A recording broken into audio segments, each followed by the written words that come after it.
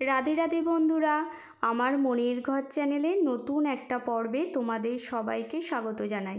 আজ হচ্ছে পাপমোচনী একাদশী। তোমাদের সবাইকে জানাই অনেক অনেক শুভেচ্ছা। পাপমোচনী একাদশীর দিনে একবার হলেও ব্রতকথা অবশ্যই শুনতে হবে। সেই কারণে আমি আজ তোমাদেরকে পাপমোচনী একাদশীর ব্রতকথা পাঠ করে শোনাবো। এছাড়াও থাকবে শ্রীকৃষ্ণ সম্পর্কে অনেক কথা, তার সাথে থাকবে রাধাকৃষ্ণ ও গোপু সোনার পূজা আমি কিভাবে করি। ভিডিওটি প্রথম থেকে শেষ পর্যন্ত দেখার অনুরোধ রইল। ভিডিওটি তোমাদের যদি ভালো লেগে থাকে অবশ্যই লাইক করে দিও। এখন তোমরা রাধাকৃষ্ণের যুগলমূর্তি স্নান দর্শন করে নাও। কৃষ্ণকথার শব্দার্থ হচ্ছে আকর্ষণ। মানুষকে আকর্ষণ করতে হলে যা যা গুণের দরকার, শ্রীকৃষ্ণের মধ্যে সবকটি গুণই ছিল। যেমন ঐশ্বর্য, বীরত্ব, খ্যাতি, রূপ, জ্ঞান ও ত্যাগ বৈরাগ্য, যার জন্য বর্তমান যুগে আমরা অর্থাৎ ভক্তরা শ্রীকৃষ্ণের প্রেমে পাগল। দেবতা রূপে আমরা পূজা করে থাকি অনেকেই। সেই যুগে মুনি ঋষিরা বলেছিলেন কৃষ্ণই হচ্ছে সাক্ষাৎ ভগবান।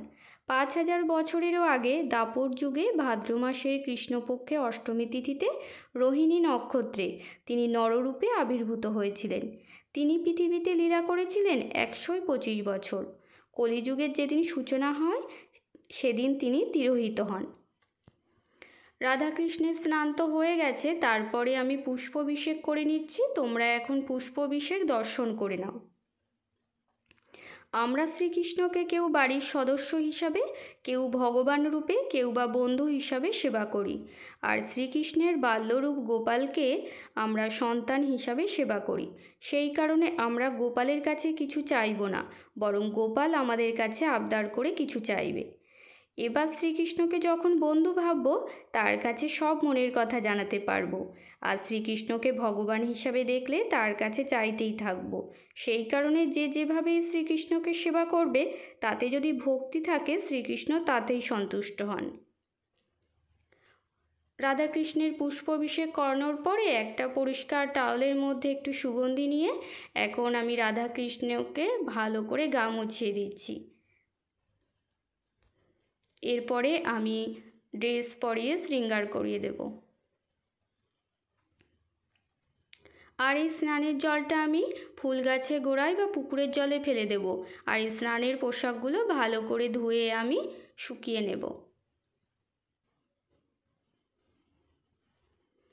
রাধাকৃষ্ণের শৃঙ্গার তো হয়ে গেছে।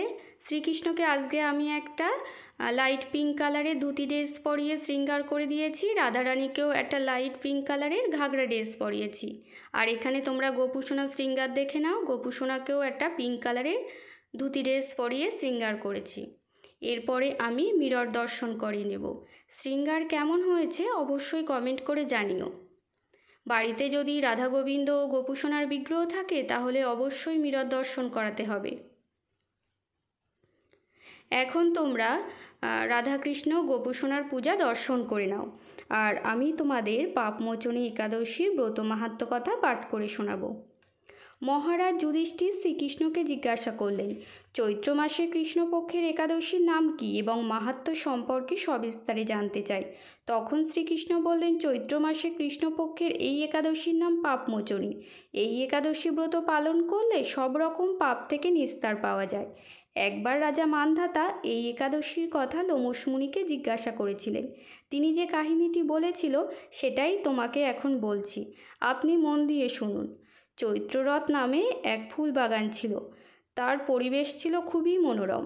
সেখানে মুনি ঋষিরা তপস্যা করতেন। সেখানে মেধাবী নামে এক ঋষির পুত্র তপস্যা করছিলেন। মঞ্জুঘোষা নামে এক সুন্দরী অপ্সরা মেধাবীকে বশীভূত করতে চাইছিলেন, তাই দূর থেকে বীণা বাজিয়ে গান করতে লাগলেন। এদিকে মেধাবীর ধ্যান ভেঙে গেল এবং সুন্দরী অপ্সরাকে দেখে মুগ্ধ হয়ে গেলেন। এরপর মঞ্জুঘোষা ও মেধাবী পরস্পরের প্রতি আকৃষ্ট হলেন। মেধাবী আর ধর্মকর্ম তপস্যায় মনোযোগ দিচ্ছিলেন না। এই সব দেখে মঞ্জুঘোষা দেবলোকে ফিরে যাবে বলে মনস্থির করল। একদিন মঞ্জুঘোষা মেধাবীকে বলল, এখন আমি দেবলোকে ফিরে যেতে চাই, আমাকে অনুমতি দিন। কিন্তু মেধাবী বলল, তুমি তো এখন সন্ধ্যার সময় এসেছ, কাল সকালে যেও। মঞ্জু ঘোষা আরও কটা বছর মেধাবীর সঙ্গে থেকে গেল। মঞ্জু ঘোষা ও মেধাবী একসঙ্গে 55 বছর 9 মাস 7 দিন একসঙ্গে ছিল। তাও মেধাবীর কাছে অর্ধরাত্রি বলে মনে হতো। একদিন মঞ্জু ঘোষা মেধাবীকে বলল, মন স্থির করে দেখুন কত বছর পার হয়ে গেছে। মেধাবী দেখল 56 বছর পার হয়ে গেছে। তখন মেধাবী রেগে গিয়ে মঞ্জু ঘোষাকে অভিশাপ দিল, তুমি পিশাচিনী হও। এই কথা শুনে সঙ্গে সঙ্গে মঞ্জু ঘোষা অপ্সরা পিশাচ রূপে পরিণত হলো। তখন হাত জোর করে মঞ্জু ঘোষা বলল, আমার ভুল হয়ে গেছে, এই অভিশাপ থেকে আমি কিভাবে মুক্ত হব? এরপর মেধাবী বলল, চৈত্র মাসে কৃষ্ণপক্ষের পাপমোচনী একাদশী ব্রত পালন করো, তার পুণ্য ফলে পিশাচিনী রূপ থেকে মুক্ত হবে। তারপর মেধাবী পিতার আশ্রমে ফিরে গিয়ে বললেন, আমি মহাপাপ করে ফেলেছি, কিভাবে প্রায়শ্চিত্ত করব? তখন চবনমুনি বললেন, তুমিও চৈত্র মাসে কৃষ্ণপক্ষের পাপমোচনী একাদশী ব্রত পালন করো। মেধাবী ভক্তি ভরে ব্রত পালন করলেন। ব্রতের পুণ্য ফলে মেধাবী তপস্যার ফল লাভ করলেন। ওদিকে মঞ্জু ঘোষাও ব্রতের পুণ্য ফলে পিশাচ রূপ থেকে মুক্ত হয়ে স্বর্গে গমন করল। যারা পাপমোচনী একাদশী ব্রত পালন করবে তারা সব রকম পাপ থেকে মুক্ত হবে। আর একাদশীর ব্রত কথা যে পাঠ বা শ্রবণ করবে তারা গোদানের পুণ্যফল লাভ করবে। আমার ব্রত কথা পাঠ করা হয়ে গেছে।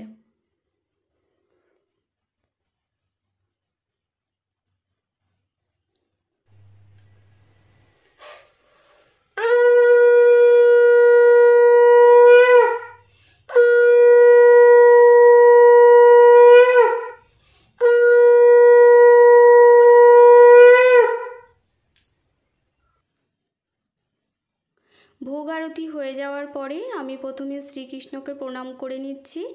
হে কৃষ্ণ করুণা সিন্ধু দীনবন্ধু জগৎপতে গোপেশ গোপিকাকান্ত রাধাকান্ত নমস্তুতে। এরপরে আমি রাধারানীকে প্রণাম করে নিচ্ছি। তপ্ত কাঞ্চন গৌরাঙ্গী রাধে বৃন্দাবনেশ্বরী বৃষভানু সুতে দেবী তাং প্রণমামি হরিপ্রিয়ে। আমার প্রণাম করা হয়ে গেছে। সবশেষে আমি হাত জোর করে ভগবানের কাছে ক্ষমাও চেয়ে নিলাম আমার দিক থেকে যদি কোনো ভুল ত্রুটি হয়ে যায় তার জন্যে। আজকের এই এপিসোডটা আমি এখানেই শেষ করলাম। পাপমোচনী একাদশী ব্রতকথা পাঠের সাথে শ্রীকৃষ্ণ সম্পর্কে অজানা কথার ভিডিও তোমাদের কেমন লাগলো অবশ্যই কমেন্ট করে জানিও। আর বন্ধুরা, তোমরা সবাই ভালো থেকো।